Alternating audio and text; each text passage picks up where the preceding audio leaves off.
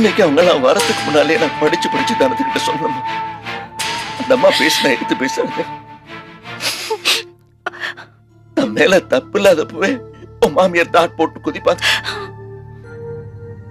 இன்னைக்கு வேற தானே கண்டபடியே எடுத்து பேசிட்டாளா? போச்சு, எரிமலையா வச்சுட்டாங்க.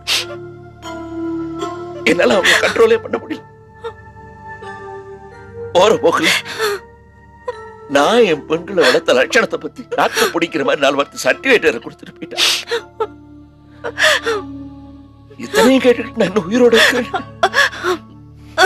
அதுதான் வேதனை. ரோஷம் உள்ளவனா இருந்தா அந்த இடத்துல கூலி குறுகி செத்து விழுத்திருப்பான். நையின ஜென்மம் அத்தனையும் பொறுத்துக்கிட்டு இருக்கேன்.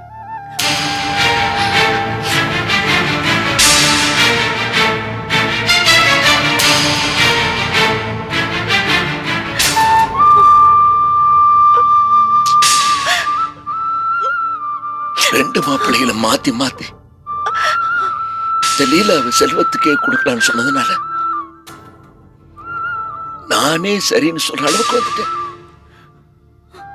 ஆனா இப்போ அந்த பேச்சுக்கே இடமில்லைன்னு ஆயிடுச்சுமா. இவளை அந்த வீட்டுல கட்டி கொடுத்தா அந்த அம்மா வாழ்நாள் போற இவளை தப்பா பேசியே கொண்டுடுவாமா. போதும் போதும்மா, என்னோட ஒரு பொண்ணு அந்த அம்மா கிட்ட மாட்டிட்டு முடிக்கிறதே போதும்.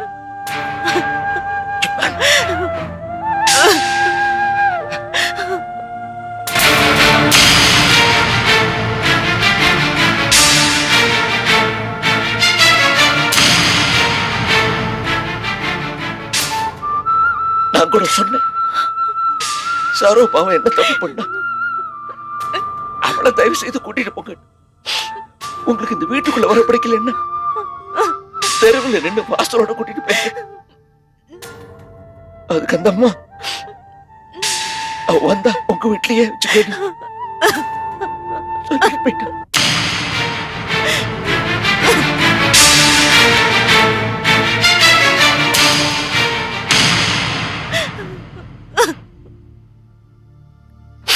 அவர் என்ன சொன்னாரு?